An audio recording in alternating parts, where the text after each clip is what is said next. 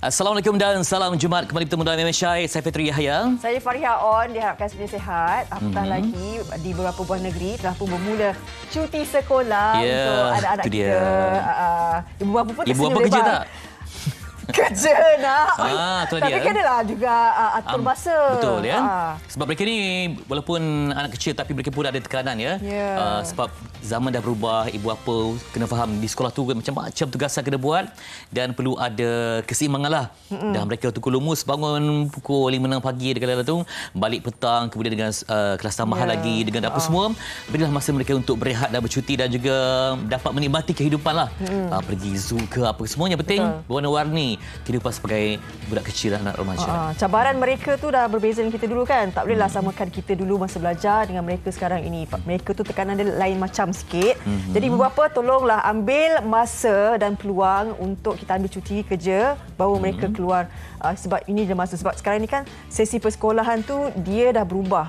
Jadi ini cuti nanti 23 hari, nanti balik sesi 2022 pada bulan 1 sampai bulan Mac pula. Okey, hari ini kita dah bincangkan juga ada isu yang menarik. Ini berkenaan dengan tumpuan diberikan oleh rakyat Malaysia tentang subsidi bersasar. Itu dia. Kita tak mahu mungkin ada kelebihan tapi dimanfaatkan oleh golongan yang lain ya. Macam mana mekanisme yang terbaik untuk aplikasikannya? Sebab kalau contohnya kalau kita nak buat tentang katakanlah minyak kan, macam mana implementasi yang sesuai, yang praktikal supaya tidak ada pihak yang mengambil kesempatan, ada keterisan ataupun ada perkara yang mungkin mengundang tak puas hati dan nampak macam satu sistem yang agak terabur. Jadi memang memerlukan kepada brainstorming yang luar biasa untuk laksanakannya supaya T20 mereka ada hal mereka sendiri, percukaian dan sebagainya, dan juga mungkin B40 betul-betul dapat nikmati. Golongan yang benar-benar layak untuk menerima bantuan bersasar inilah itu sebenarnya. Tapi kita nak tahu juga bagaimana, sebab banyak kali dah bahas tapi belum lagi boleh dilakukan. Kita nanti kita akan bawakan isu ini untuk sebagai intisari utama di MHI. Apapun kita nak berikan sikit perkembangan cuaca penting ni. Okey, sebentar ya. Cuaca dulu lah. Dan itulah semalam tadi pun ada yang tidur dalam kehujanan sebab kawasan yang tertentu memang dilanda cuaca yang kurang baik, hujan.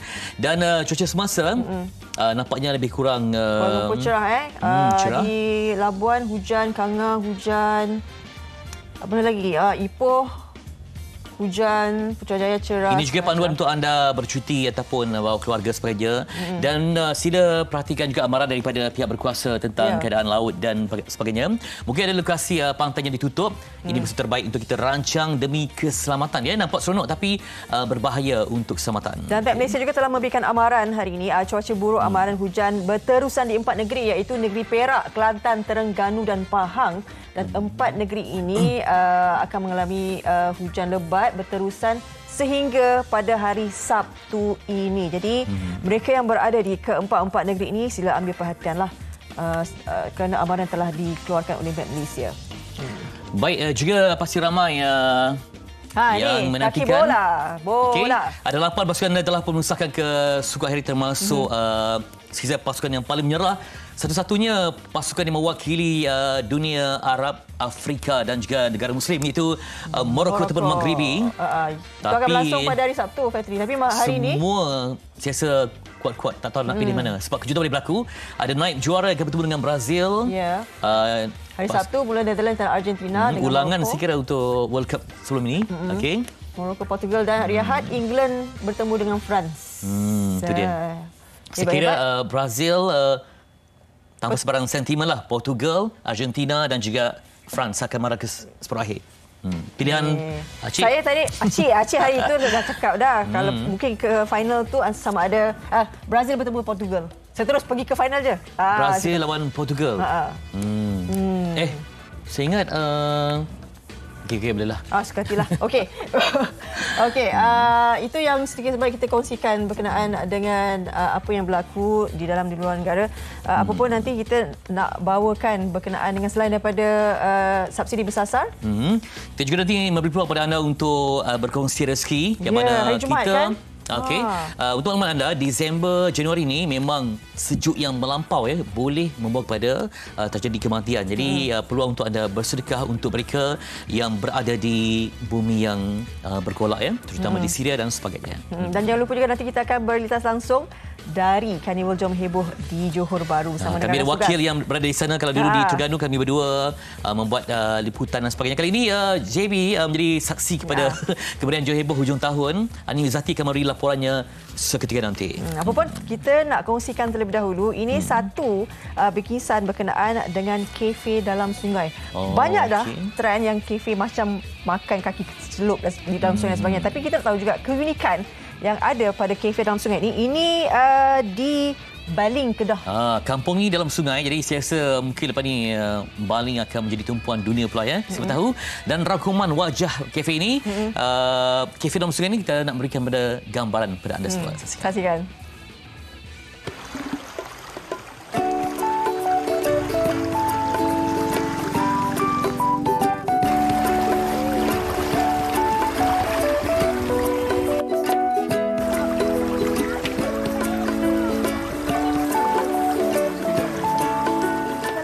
Dan selamat pagi terutama sekali buat penonton Malaysia hari ini. Apa khabar semua? Okey, sekarang ni saya sebenarnya berada di jauh sebenarnya dari Lembah Kelang. Saya berada dekat mana? Okay, saya bagi hint sikit saya berada dekat mana. Mai oi cik mai kita ke negeri. Saya rasa penonton dah boleh teka dah. Kalau lagu tu mesti dah tahu dah kat mana saya berada sekarang ni, dekat Baling, Kedah. Apa yang saya buat kat Baling, Kedah ni? Saya ada dekat Rimba Cafe. Bila sebut tentang kafe, apa penonton akan fikir? Mestilah makanan. Apa yang special sangat Rimba Cafe ni? Jadi jom saya nak bawa anda semua melihat apa keistimewaan yang ada di Rimba Cafe, Baling, Kedah.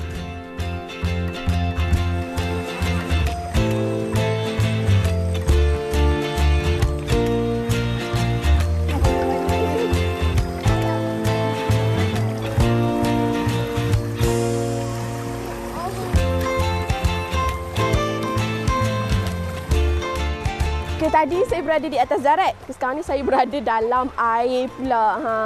Apa yang saya buat dalam air ni? Itulah salah satu keistimewaan yang ada dekat Kafe Rimba Baling, Kedah ini. Itu kita dapat nikmatilah suasana orang cakap tu makan makanan kampung di dalam sungai. Sekarang ni kita bersama salah seorang pengunjung.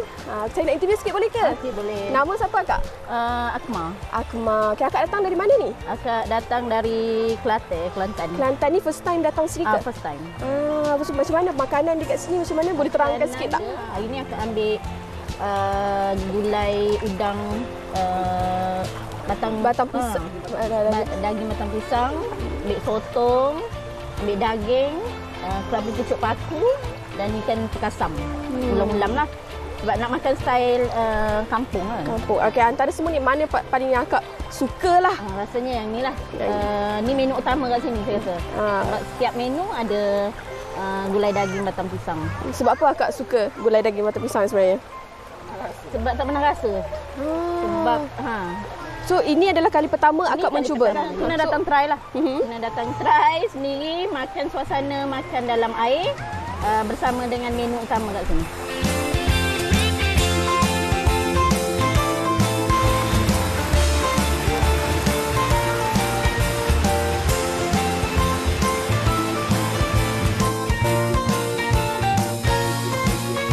Saya kembali balik berada di atas darat saya kira tadi. Sebab tadi saya berada di atas air, tapi sebabkan cuaca yang tidak mengizinkan, hujan yang sangat lebat di Baling, Kedah ini, saya terpaksalah makan ataupun hidanglah makanan-makanan ini dekat di atas darat. Okey, kalau kita tengok dekat belakang pun air dah mula naik dan bertukar warna lah. Warna yang tak jernih dah. Dia tak best lah untuk kita makan dekat bawah. So, sekarang ni kita bersama dengan pengusaha lah saya kira, iaitu Puan Sharifah, pengusaha di Rimba Cafe ni. Okay. Assalamualaikum Puan, sihat ke? Waalaikumsalam, sihat. Okey, boleh tak saya nak tahu sikit macam mana idea sebenarnya, konsep idea Rimba Cafe ni?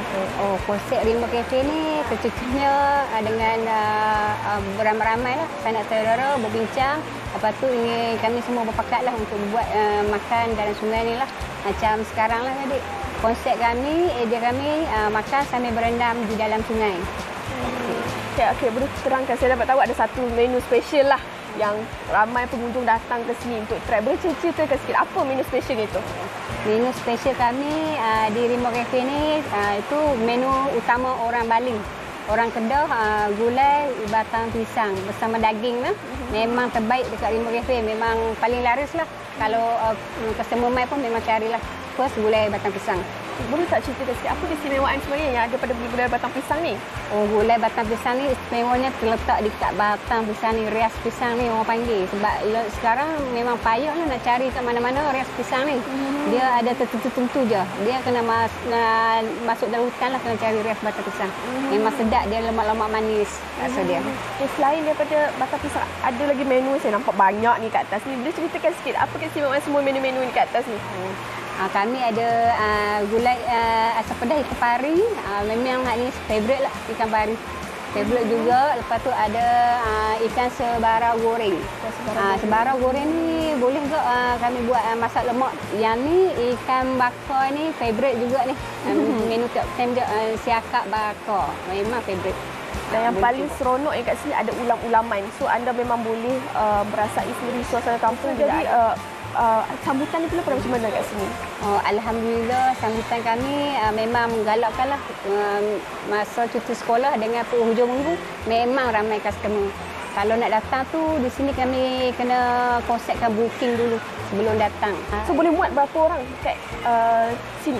Oh, dalam kawasan kami ni memang ramai lah. Kalau hujung minggu dalam 300-400 boleh kapasiti boleh muat. Sebab kami ada 2 dewan. Siapa yang nak rasa makan atas darat pun boleh. Siapa yang nak rasa makan dekat sungai pun boleh. Cuma sekarang sayanglah kan sebab kita tak dapat rasa. Saya pun sendiri tak dapat rasa suasana sebenarnya makan dalam sungai dengan air sebabkan hujan ni. Cuaca yang tidak mengizinkan. Tapi macam mana pun saya tetap juga nak rasa sendiri. Inilah terutama sekali ni menu special dekat Rimba Cafe ni. Jom kita nak try sikit boleh Boleh. Kita silakan.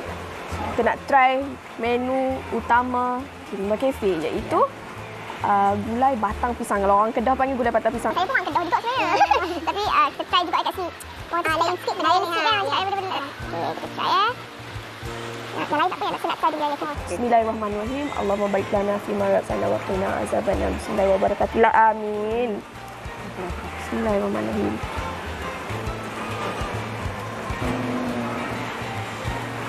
Okey, kita ambil sikit batang pisang, ambil sikit daging. Ya, Masukkan sikit dalam nasi. Bismillahirrahmanirrahim. boleh. Okey tak?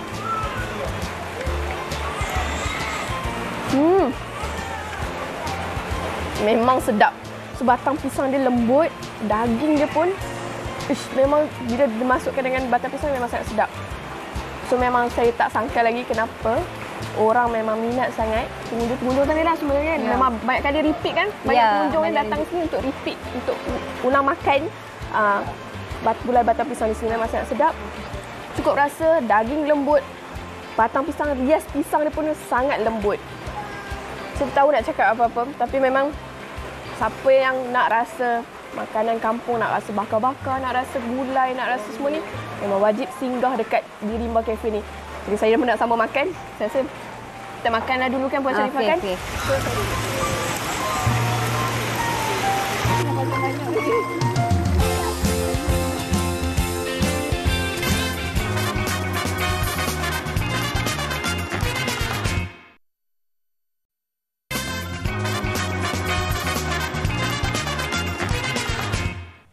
Baik, kembali semula dalam Malaysia hari ini.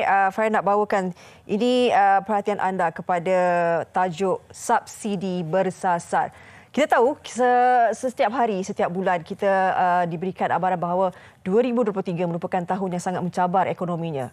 Dan ini sebenarnya yang membawakan satu isu yang perlu kita angkat bahawa bagaimana isu kos sara hidup yang semakin meruncing terutamanya kepada golongan berpendapatan rendah B40 dan juga yang sederhana M40 ini untuk meneruskan kehidupan mereka. Apatah lagi sebelum ini kita dah melalui satu fasa yang cukup hitam disebabkan oleh COVID-19. Tapi bagaimana pula tahun 2023. Jadi subsidi bersasar ini telah pun diberikan sedikit perhatian oleh Yang Amat Berhormat Perdana Menteri Datuk Seri Anwar Ibrahim bagaimana tempoh 2 minggu diberikan oleh Jawatan Kuasa Khas untuk menelusuri segala implikasi sekiranya subsidi bersasar ini dilaksanakan.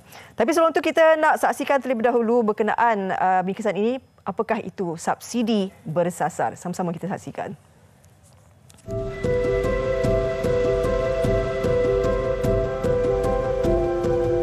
Subsidi merupakan satu bentuk bantuan kewangan yang dibayar oleh kerajaan kepada perniagaan atau sektor ekonomi. Subsidi dibuat oleh kerajaan kepada pengeluar atau pengedar dalam sebuah industri untuk mencegah kemerosotan dan kenaikan harga barang. Bank Dunia telah memberi amaran bahawa dunia mungkin terjerumus ke dalam kemelesetan pada tahun 2023 di mana kebanyakan bank pusat menaikkan kadar dasar semalaman OPR dalam usaha menangani inflasi. Itu subsidi ini harus tersasar. Jadi saya berikan mereka tempoh 2 minggu. Dalam mengutarakan janji untuk mengurangkan kos sara hidup, Perdana Menteri Datuk Seri Anwar Ibrahim memberikan tempoh selama 2 minggu kepada agensi kerajaan untuk menggubal pelaksanaan subsidi. Pelaksanaan itu perlu mempertimbangkan keseimbangan terhadap pengusaha industri agar mereka tidak terkesan dengan inisiatif berkenaan dan bantuan bersasar ini perlu dilakukan dengan teliti agar penerima subsidi tepat pada sasarannya. Baik, mampukah subsidi bersasar ini dilaksanakan tanpa memberi kesan sampingan kepada yang lain? Baik, kita nak terus berbincang berkenaan dengan subsidi bersasar ini dengan tetamu kita secara maya iaitu Datuk Dr. Madeline Burma, merupakan penganalisis ekonomi. Selamat pagi, Datuk. Selamat pagi, Raja. Saya Fariha, Datuk. Oh, Fariha. Saya tengok nama Raja kat bawah tu. Ada. Okey, Datuk, macam ni. Kita dah paparkan sedikit introduksi berkenaan dengan subsidi bersasar ini. Tapi mungkin ada yang masih mempersoalkan apa ni subsidi bersasar. Sebelum ini kita tahu rakyat Malaysia sangat bergantung harap kepada subsidi yang diberikan oleh kerajaan untuk mereka ini menerusi kehidupan mereka dengan lebih teratur, lebih baik. Kan kadang-kadang disebabkan COVID-19 itu ramai yang tidak berpeluang mempunyai pendapatan secara tetap. Tapi bagaimana pula isu subsidi bersasar ini, Datuk? Okey, pertama tadi masa kita bermula tadi, subsidi itu ialah bantuan ataupun duit yang diberikan secara langsung atau tidak langsung oleh kerajaan sama ada kepada syarikat ataupun individu supaya kos barangan itu akan berkurangan. Jadi yang menjadi masalah dia, setiap RM1 yang dibelanjakan, yang untuk diberi sebagai subsidi, dia perlu datang daripada ada orang yang perlu membayar, betul kan? Nah, jadi selalunya ia datang daripada cukai. Jadi yang menjadi masalahnya sekarang, hasil untuk membiayai subsidi tersebut, kita tahu hasil negara kita semakin berkurangan. Okey, itu nombor satu. Jadi untuk memberi subsidi perlu ada hasil. Okey, jadi hasil dah berkurangan. Jadi kerajaan perlu memikirkan apakah langkah-langkah untuk meneruskan subsidi. Tetapi dalam pada masa yang sama dia memastikan mereka yang betul-betul memerlukan subsidi ini menerima. Yang menjadi masalah dia sekarang kalau kita lihat subsidi yang diberikan khususnya seperti minyak bahan bakar dan sebagainya, dia lebih bersifat umum. Semua orang mendapat akses kepada subsidi tersebut. Macam kita beli minyak kereta. Saya membeli minyak kereta dengan orang yang ada Mercedes-Benz membeli minyak kereta, harga jadi orang yang berpendapatan tinggi akan mendapat lebih faedah. Itu yang menyebabkan kerajaan kata macam mana nak memastikan bahawa orang yang berpendapatan rendah betul-betul menerima subsidi ini. Dan itu yang menjadi keutamaan sekarang. Itu nombor satu. Nombor dua, yang menjadi isu juga, kalau kita dengar mantan Menteri Keuangan kita menyatakan bahawa kerajaan berbelanja lebih 77.3 bilion pada tahun 2002 untuk bantuan dan subsidi. Dan 33 bilion itu ialah untuk subsidi. Jadi maka sekarang yang jadi kerisauan, subsidi 33 bilion ini ia dinikmati oleh golongan T20, M40 dan B40. So, jadi yang kesiannya, mereka yang betul-betul memerlukan sebenarnya bantuan ialah sebenarnya golongan M40 dan B40. So ini yang kerajaan perlu fikirkan. Baik, bila kita tahu sebelum ini subsidi diberikan secara pukal, Datuk. Kan boleh kita berikan, sekarang ini nak beralih kepada subsidi bersasar ini. Kita tahu isu ini telah dibahaskan sebelum ini, kan banyak kali dah cakap bagaimana, tapi tidak ada jalan lagi untuk dilaksanakan. Baik, dengan tempoh 2 minggu diberikan tanggungjawab besar kepada jawatankuasa khas untuk meneliti apa saja implikasi. Bagaimana Datuk rasionalnya kalau kita nak lakukan subsidi bersasar ini? Adakah boleh dilaksanakan? Dia bukan sesuatu yang mudah ya. Subsidi ni kita perlu melihat ada 2 cara. Saya mendengar saya sempat membaca ucapan yang amat berhormat Perdana Menteri. Dia bukan saja menyebut subsidi ni hanya sebab kalau kita lihat yang kerajaan yang sebelum ini, tumpuan dia lebih untuk mengurangkan kos sara hidup. Iaitu dari segi perbelanjaan. Sebab subsidi ni dia ada 2 cara. Satu, kita boleh melihat dari segi pendapatan. Kedua ialah dari segi perbelanjaan. Jadi sekarang apa yang perlu difikirkan selain daripada memberi bantuan secara langsung bentuk subsidi ini dari segi perbelanjaan, satu lagi cara yang mungkin saya lihat yang amat berhormat Perdana Menteri ada sebut ialah untuk memberi direct cash transfer. Maknanya memberi duit langsung kepada isi rumah yang berpendapatan rendah ini. Jadi bermakna di sini subsidi itu mungkin tidak seperti apa yang kita bayangkan, tetapi di mana kerajaan terpaksa memberi duit secara bantuan secara macam kalau kita lihat dulu bantuan sara hidup itu. Tapi dulu dia lebih untuk mengurangkan kos sara hidup. Tapi sekarang subsidi ini lebih untuk membantu golongan berpendapatan rendah. Jadi subsidi bukan hanya untuk semata-mata hanya untuk mengurangkan kos sara hidup, tetapi lebih kepada nak membantu golongan berpendapatan rendah. Itu yang saya lihat cara yang amat berhormat Perdana Menteri, cara dia berfikir kalau saya boleh terjemahkan. Tapi ada tak Datuk, bila kata bersasar ini kan, ada tak sebarang kesan sekiranya subsidi bersasar ini dilaksanakan untuk pengurangan untuk dibelanjakan kepada bersasar ni? Sebab kita tahu sebelum ini kan dah biasa kan, semua golongan dapat, industri dapat dan sebagainya. Sekiranya ia dilaksanakan, apakah kesan, implikasinya? Selalunya dia dikaitkan dengan inflasi. So sekiranya hanya golongan tertentu saja yang mendapat subsidi, jadi bermaknanya yang kumpulan yang lain akan didapati mereka terpaksa membayar lebih untuk barangan tersebut. So macam minyak tadi. So minyak tadi harganya akan menjadi lebih tinggi bagi golongan P20 ataupun P20 atau M40. Sedangkan bagi golongan B40 memang mereka menikmati faedah daripada itu. Tetapi kita yang mungkin M40 dan T20 terpaksa membayar lebih. Itu pertama. Kedua, kos pengeluaran juga akan meningkat. Itu yang dikhawatiri sekarang. Dia dalam keadaan apabila subsidi bersasar dilaksanakan dalam masa keadaan kita sekarang, keadaan inflasi yang tinggi. Itu bimbang juga Datuk kalau inflasi. Bimbang itu yang risaunya. Sebab orang macam kita mungkin terpaksa membayar lebih lagi.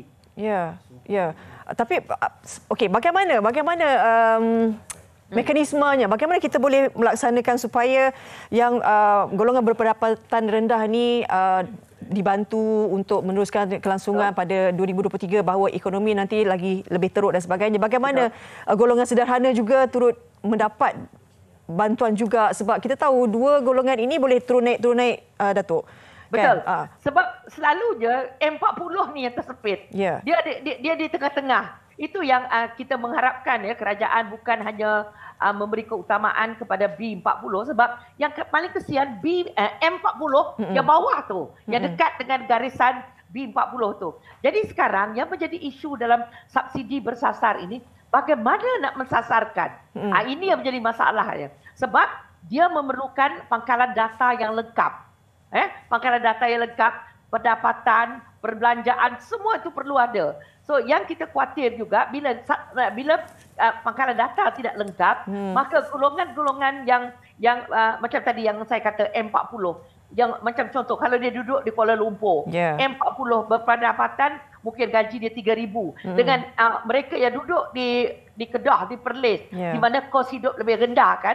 Jadi ini menjadi persoalan yang sangat sukar yang perlu dirungkaikan. So mungkin dalam masa 2 minggu ini mereka tahu caranya, dan yang penting sekarang bagaimana nak melaksanakan memerlukan teknologi juga.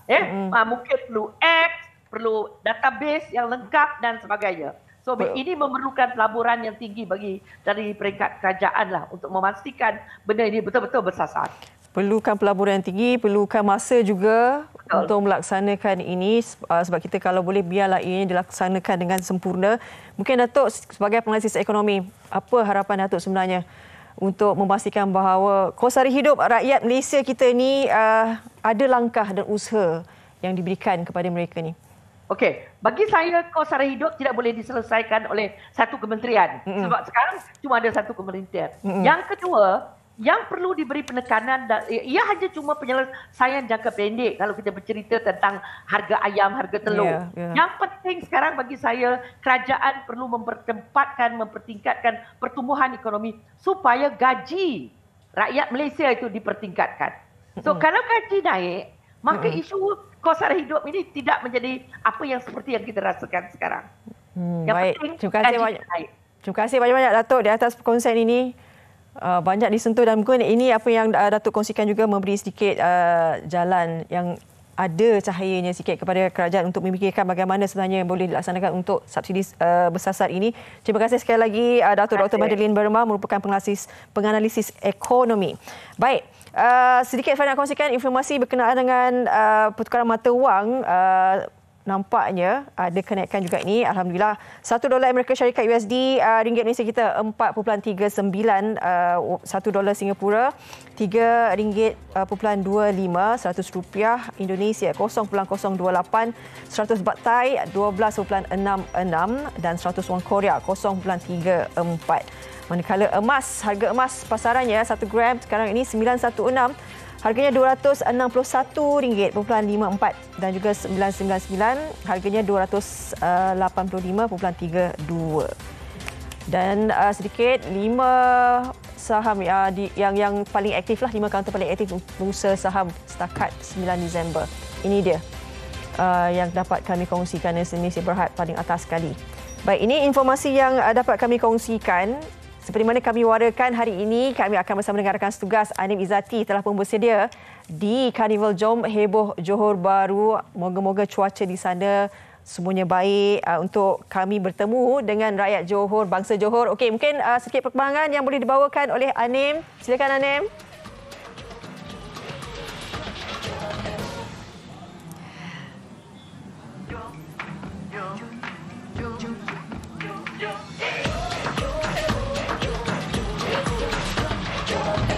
Okey, terima kasih kepada rakan setugas saya Petri dan juga Fariha. Seperti mana yang anda kabarkan, betul saya berada di Karnival Jom Heboh di Puteri Harbour Puteri Iskandar Johor Bahru. Seperti mana yang anda dapat saksikan, inilah kemeriahannya. Di awal pagi tadi kita sampai, memang dah ramai yang hadir di mana kita sebenarnya berada di dekat entrance. Ramai yang semakin lama semakin datang ke sini dan pastinya ini merupakan Karnival Jom Heboh yang terakhir bakal melabuhkan tirai untuk tahun 2022. Jadi sebab tu kita nak ajak sangat anda semua yang berada di rumah di Johor Bahru terutama sekali ataupun warga Singapura, kami sangat mengalu-alukan kedatangan kalian semua untuk memeriahkan lagi Karnival Jom Heboh di Johor Bahru pada kali ini. Tempat yang baru yang di mana di Puteri Harbour Puteri Iskandar Johor Bahru, cukup menarik sekali dengan kawasan di sini dan yang paling penting sekali macam-macam aktiviti yang bakal kita adakan di sini. Antara aktiviti yang menarik pastinya belon udara panas yang akan menjadi pilihan dengan hanya RM1 sahaja. Anda perlu bayar dengan duit now. Itu sahaja dan anda boleh enjoy aktiviti yang ada di sini dan banyak lagi sebenarnya aktiviti. Boleh beramah mesra dengan hampir 50 selebriti yang bakal bersama-sama dengan kita untuk 2 hari ini, Jumaat dan juga Sabtu. Orang JB memang sporting, orang Johor memang sporting. Bukan sahaja mungkin warga Johor Bahru, mereka yang nak ke sini, inilah masanya yang dinanti-nantikan. Kerana lepas ni tak ada lagi untuk tahun ini Karnival Jom Heboh bakal melabuhkan tirai. Okey, antara aktiviti yang paling menarik lagi, anda bakal membawa pulang hampir RM500,000 yang akan menjadi hadiah yang bakal direbut oleh pengunjung-pengunjung yang bakal hadir di Karnival Jom Heboh Johor Bahru. Macam mana anda nak dapatkan wang tunai, bagaimana anda dapatkan gift ataupun nak menebus hadiah di belakang saya ni antara boothnya, anda akan tahu bagaimana. Jom kita bersama dengan salah seorang petugas. Sini dia. Mana kita cari tadi kan? Hai, nama dia Max. Hai Max. Hello, hai. Max akan kongsikan bagaimana cara untuk anda di sini bukan datang tangan kosong sahaja, datang bakal membawa pulang hadiah-hadiah yang menarik. Okey, macam mana Max? Silakan. Okey, firstly semua yang pengunjung kita datang daripada pintu entrance Jom Heboh, DJ Bini. So boleh terus datang ke kaunter pendaftaran dan penebusan hadiah di sini. And then kita ada imbas kod QR, and then semua pengunjung kena gunakan handphone lah. Then gunakan handphone diorang untuk register all the details, semua details peribadi. And then diorang boleh tebus lah semua hadiah yang ada di sini. Kita ada percuma air badak, kita ada mask muka, kita ada penebusan susu, macam-macam lagi lah, banyak lagi. And then customer kita kita punya pengunjung lah boleh datang ke booth-booth yang kita ada di sini, termasuk Jom Heboh punya booth sekali, and then Drama Sangat, kita ada anugerah ikon sukan, kita ada banyak lagi di TV everything, and then semua boleh datang and register, and then sama juga scan juga QR semua everything, and then boleh datang redeem kita punya susu and gift lain lah. Ada banyak lagi, kita ada voucher beras juga untuk pengunjung kita, voucher beras rasanya 10 kilo tak silap, lupa 10 kilo, seberat 10 kilo ya. Okey, voucher beras ada. Kalau kat sini rasa badan dah panas sangat, air badak pun kita bagi. Banyak lagi sebenarnya yang anda akan dapat secara percuma jika anda mengikuti apa yang Max katakan tadi. Hanya boleh imbas saja QR code di beberapa booth yang dikabarkan. Terima kasih Max, thank you so much. Kita harapkan agar semuanya berjalan dengan lancar.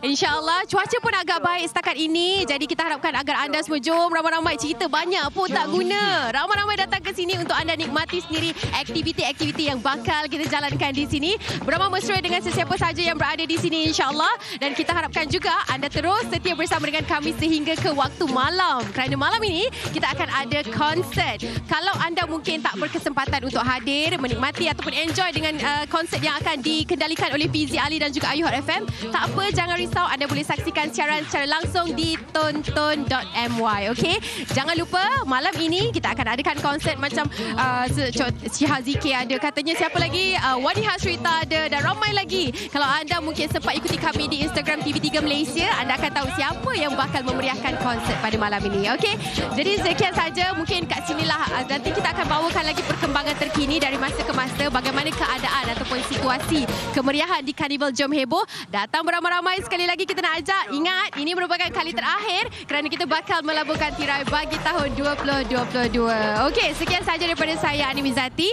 Terima kasih kerana anda menyaksikan kami dan terus setia bersama Malaysia. Hari ini kita kembali bersama dengan rakan setugas Fetri dan juga Fariha. Jom.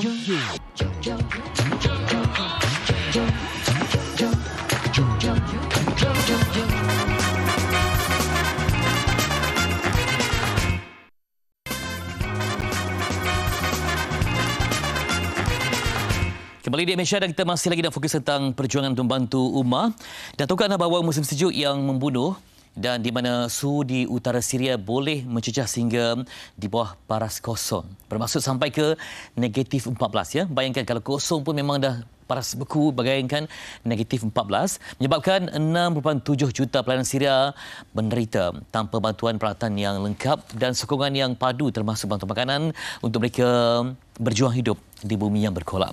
Dan tahun ini Peduli Insan melancarkan kempen bantuan musim sejuk di 3 negara yang melibatkan Syria, Palestin dan juga Yaman. Jadi kita akan bersama hari ini untuk berkongsi tentang perjuangan yang tidak henti ini kerana ia melibatkan satu survival yang penting untuk ummah di sana. Saudara Muhammad Luqmanul Hakim Muhammad Rizwan merupakan pengerusi Pertubuhan Peduli Insan Malaysia. Assalamualaikum tuan. Waalaikumsalam warahmatullahi. Baik, 3 negara yang disasarkan merangkumi Syria, Palestin dan juga Yaman. Jadi mengapa 3 negara ini yang dipilih? Silakan. Bismillahirrahmanirrahim. Pertama sekali pemilihan negara ini apabila kita tahu bahawa ketiga-tiga ini adalah negara bergolak yang mana hasil daripada peperangan menyebabkan jutaan manusia yang kehilangan tempat tinggal, hidup dalam kedaifan, yang mana kita lihat bukan sekadar tempat tinggal yang hilang, kediaman mereka hancur, tetapi apabila mereka terpaksa berpindah, merimpak di tempat lain, ini menyebabkan sebahagian besar daripada mereka hidup di bawah kefakiran. Ada yang tidak ada kemampuan untuk mendapatkan sesuap nasi kecuali yang datang daripada bantuan orang lain. Kita lihat bagaimana keadaan-keadaan yang berada di sana apabila sampai kepada tahap yang cukup menakutkan kita apabila kita tengok data yang kita terima, lebih daripada 40% daripada jutaan orang itu yang hidup di dalam kem pelarian itu tidak mempunyai air yang bersih untuk mereka minum. Ini menyebabkan penyakit-penyakit yang datang, makanan-makanan yang tidak sihat yang dijamah juga menyebabkan badan mereka tidak memiliki kekuatan untuk menangkis penyakit-penyakit yang datang. Dalam keadaan yang sekarang ini sejuk yang menimpa, ini sesuatu yang sukar untuk kita gambarkan dengan kata-kata, tetapi kita percaya bahawa penderitaan yang dihadapi oleh mereka disampai ke satu tahap yang sangat-sangat menakutkan dan perlu kepada perhatian kita. Okay, baik. Dan konflik ini memang dah lama, lebih 10 tahun. Jadi Ustaz rasa apakah ia ada kesudahannya? Sebab sampai tahun kita menanti ada jalan keluar, ada solusi perdamaian, namun masih lagi berterusan. Baik, saya percaya Fitri sendiri salah seorang daripada ikon kepada kemanusiaan di Syria dan penyumbang-penyumbang yang berada di dalam Malaysia kita yang sering membantu. Tetapi kita kena faham bahawa isu yang berlaku di negara-negara perang ini bukan berhenti dengan habisnya perang. Tetapi dengan selesainya perang itu sebenarnya bermula daripada siri-siri kesukaran yang mereka hadapi. Apabila mereka punya rumah hancur, mereka terpaksa berpindah di satu tempat yang mana dalam keadaan baru, tiada tiada sumber pendapatan untuk mereka cari kerja.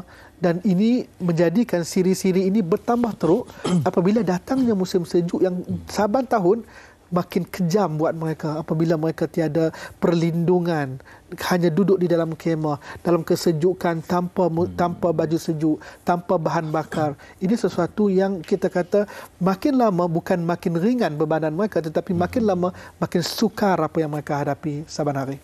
Dan yang paling betul jiwa bila mana ada anak yang baru dilahirkan, ibu-ibu hamil, anak kecil. Jadi macam mana mereka ini diuruskan pengalaman Ustaz di sana? Dengan bantuan ini mungkin akan memberikan kemudahan juga kepada mereka yang teruji seperti ini. Betul. Pertama sekali apabila kita melihat dan kita pergi dan kita tengok melakukan temu ramah di sana, rata-rata setiap daripada kem itu ada saja kematian, terutama daripada anak kecil. Kerana mereka tidak mampu untuk menahan seperti mana orang dewasa terhadap musim sejuk ini.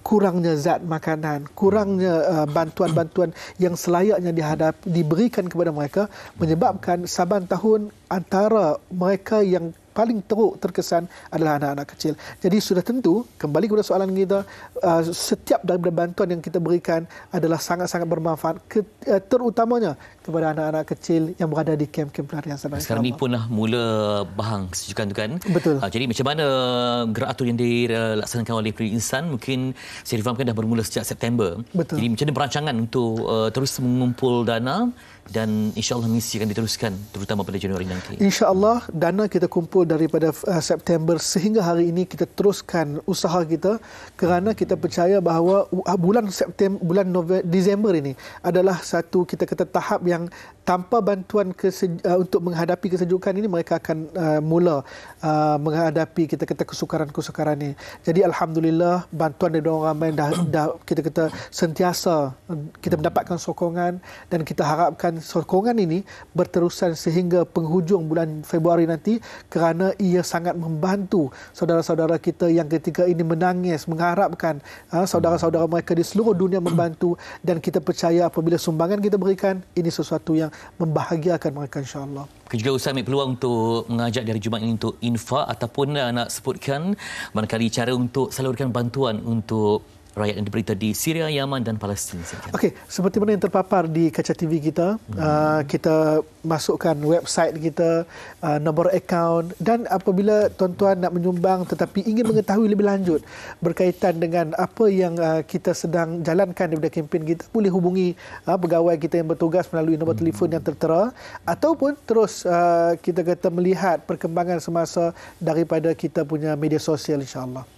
Baik, semoga memberikan manfaat dan kebaikan kepada semua, membantu ummah tak kira di mana berada demi mendapat samakhirat yang penting. Di sini lain cabaran dan di sana lain pergolakan yang mereka hadapi ya. Ini melibatkan nyawa dan kematian.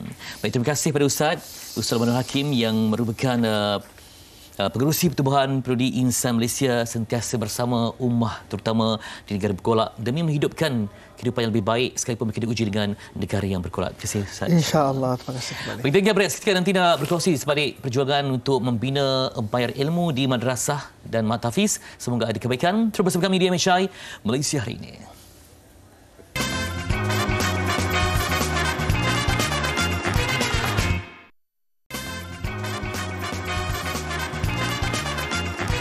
Saya berbangga dapat bersama-sama membantu membina Masjid Nurul Islamiah Sungai Chio, Rawang. Infak anda bukan saja akan disalurkan untuk pembinaan semula Masjid Nurul Islamiah Sungai Chio, Rawang, tetapi infak anda juga akan disalurkan ke dana pembinaan dan pengurusan Ma'had Tahfiz Sains Fatimah Az-Zahra Gombak. Fastabiqul khairat.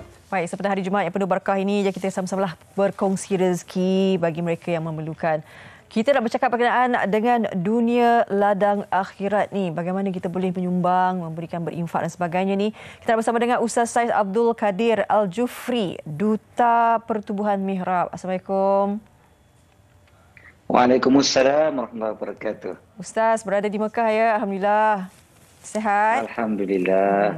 Alhamdulillah sihat seadanya. Okey, Ustaz, tadi saya ada sebut berkenaan dengan tajuk dunia ladang akhirat. Jadi saya nak jugalah Ustaz terangkan juga berkenaan dengan tajuk kita pada hari ini, dunia ladang akhirat ini. Okey, bismillah, alhamdulillah, salatu wassalam ala sayyidina Rasulillah. Asalnya ada satu pepatah Arab yang sebut dunia mazra'atul akhirah. Dunia adalah ladang kepada akhirat. Asalnya daripada Al-Quran juga. Al-Quran Allah SWT nyatakan man kana yuridu harsad dunya man kana yuridu harsal akhirah nazid lahu fi harsih. Siapa yang nak menginginkan tuaian di akhirat, maka kami akan tambah lagi tuaiannya. Wa man kana yuridu harsad dunya, manakala siapa yang nakkan tuaian dunia, nu'tihi minha, kami bagi daripadanya. Wa ma lahu fil akhirati min nasib, dan baginya tak ada apalah bahagian di akhirat. Okey, ayat ini sebenarnya Allah Taala ceritakan, Allah gunakan perkataan harth ataupun tuaian ataupun kita kata hasil daripada satu perladangan. Sebenarnya Allah Ta'ala nak bagi satu perumpamaan yang mudah untuk kita faham. Sebab biasalah kalau kita ada ladang ataupun kita tengok orang yang ada ladang, ada kebun, ada sawah dan sebagainya, semuanya nakkan hasil. Kan, tak ada orang yang bertani melainkan mesti dia nakkan hasil. Jadi hasil tu adalah sesuatu yang benda yang akan datang akan dapatkan. Dia buat, dia usahakan sebaik-baiknya, dia tanam pokok tu sebaik-baiknya, dia baja, kan, dia usahakan sebaik-baiknya, dia elakkan daripada adanya makhluk perosak dan sebagainya. Akhir sekali dapatlah yang hasil yang terbaik. Itu yang dia harapkan. Tetapi bezanya kat sini adalah apa yang kita tanam biasanya kita akan tuai. Biasanya begitulah kan. Kita tanam apa, itulah yang kita tuai. Betul. Tapi di akhirat, apa yang kita tanam, kita akan dapat tuai dengan tuaian yang berlipat-lipat kali ganda. Jadi rugi kalau orang tu, kalau dia tak nak menanam hasil yang dia boleh tuai di akhirat nanti. Jadi mudah-mudahan dunia kita menjadi ladang yang terbaik untuk akhirat kita. Maksudnya kalau Ustaz kata ni, orang yang rajin berusaha jugalah tahu apa yang dia perlu lakukan, tu tanggungjawab dia. Tapi mungkin Ustaz, siapa sebenarnya golongan yang bakal beroleh kebahagiaan di negeri akhirat kelak ni? Dan mungkin juga apa amalan yang boleh diamalkan ni Ustaz?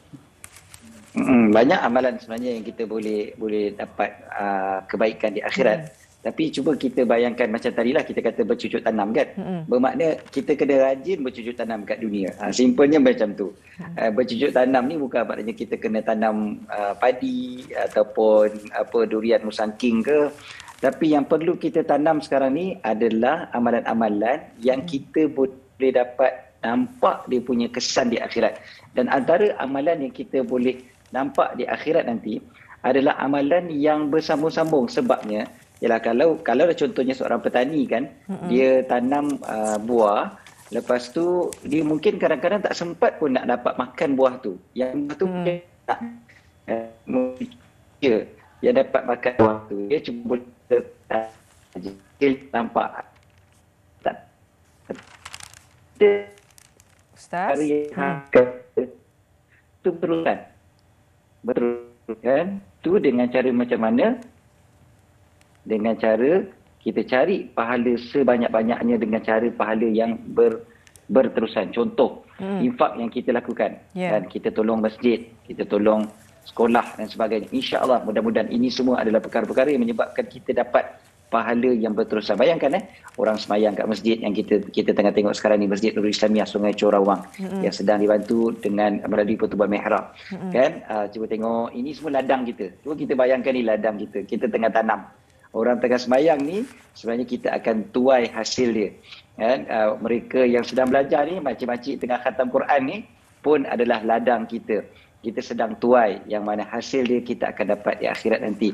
Kan? Begitu jugalah kalau kita perhatikan orang buat apa-apa pun kat masjid yang baru dibina nanti ni, insya-Allah ini adalah ladang yang mana kita akan dapat hasil yang berkembang berterusan sampai akhirat. Begitu juga Ketua Mihrab sedang membantu satu lagi, iaitu sekolah Mak Tahfiz Sains Fatimah Az-Zahra yang sedang memerlukan kepada bangunan yang baru, kan? Sebab sekarang ni masih lagi gunakan bangunan sementara. Pun macam tu juga, kita bayangkan budak-budak tu tengah belajar, itu semua adalah ladang akhirat kita. Jadi saya nak cadangkan semua untuk bersama-sama dengan Pertubuhan Mihrab, terus layari infakmihrab.com untuk kita mencari hasil yang sebanyak-banyaknya di akhirat nanti. Cuba bayangkan tengok sekolah ni, sekolah ni siap nanti, pelajar-pelajar tu kat situ ni, kat sekeliling tu nampak macam hijau je kan. Bukan itu ladang yang kita masukkan, tapi ladang dia adalah pelajar-pelajar ni, kan, yang terus-menerus kita tanam, kita baja, kan, kita semai sampailah akhirnya mereka ni boleh keluar daripada sekolah ni memberikan sumbang baik kepada masyarakat, kan, dan mudah-mudahan pahalanya berterusan untuk kita tuai di akhirat. Amin, insya-Allah.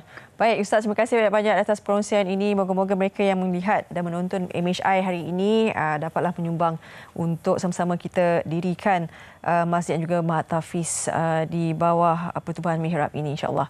Baik, terima kasih sekali lagi Ustaz Syed Abdul Kadir Al-Jufri, Duta Pertubuhan Mihrab. Baik, selepas ini kita nak kongsikan sedikit informasi. Ini berkenaan dengan, masih lagi berkenaan dengan mihrab ini, mungkin kita boleh saksikan dulu bingkisan yang telah disediakan. Saya berbangga dapat bersama-sama membantu membina Masjid Nurul Islamiah Sungai Chor Rawang. Infak anda bukan saja akan disalurkan untuk pembinaan semula Masjid Nurul Islamiah Sungai Chor Rawang, tetapi infak anda juga akan disalurkan ke dana pembinaan dan pengurusan Ma'had Tahfiz Sains Fatimah Az-Zahra Gombak. Fastabiqul khairat. Okey, baik, kita ada 3 paparan di akhbar utara ini. Saya lihat di Metro lebih meruncing. Yang pertama tentang gangguan bekalan telur ayam, penternak sukar dapat benih ayam. Di bawahnya harga sawi dan kanan naik mendadak. Ini di halaman yang ke-6. Juga rela menipu asal dapat duit zakat. Jabatan Agama Islam Milik Persekutuan dedah sikap tidak jujur dilakukan segelintir pemohon. Ini penting sebab ia melibatkan rezeki dan darah daging anda. Itulah dia, sama-samalah kita betul-betul ambil perhatian tentang isu ini. Baik, Fetri, saya nak kongsikan sikit ini berkenaan dengan Women Talk. Brunch with Women Talk bakal diadakan pada hujung minggu ini pada hari Sabtu 10 Disember. Jadi sebenarnya banyak pelbagai kisah inspirasi wanita yang akan dikongsikan. Jadi antara panel yang akan disertai dalam sesi ini adalah Christy Ng, Jacqueline Victor, Hannah Delisha dan ramai lagi. Jadi sama-sama saksikan secara langsung HD melalui YouTube TV3 Malaysia. Okey, jangan lupa untuk bersama kami di Carnival Jom Heboh yang terakhir untuk tahun ini, di mana anda boleh saksikan di Puteri Habis Istana Puteri 9 dan 10 hari bulan mulai jam 8 pagi. Anda boleh berjumpa dengan ramai artis yang popular untuk berinteraksi dan pastinya memberikan pelbagai pengalaman yang menarik. Ini saya rasa dah hampir 2 dekad Jom Heboh temui anda untuk pelbagai program yang menarik. Ramai juga artis-artis yang akan turut serta di sana nanti. Baik, kita dah di penghujung rancangan. Jadi jangan lupa untuk esok. Ini dia fashion rambut dan jambang lelaki. Rambut? Okay. Rambut saya tahu awak sangat sensitif tentang rambut. Jambang memang tak nak, tak suka. Dia sehari tak potong dah naik dah. Subur tapi di kenapa bumi awak tidak biarkan ia subur melata? Masih menikmati wajah muda. Perasaan muda lah tu. Okey, baik. Terima kasih kerana menonton kami di MHI. Jaga diri. Semoga Jumaat banyakkan sedekah, semoga bermanfaat. Suka ya saya lang saya cakap. Semoga berbahagia sehingga syurga. Baik, jaga diri. Bye. Andai dapat kukucuk tanganmu, moga mengalir keberkatan dalam diriku untuk mengikut jejak langkahmu, ya Rasul.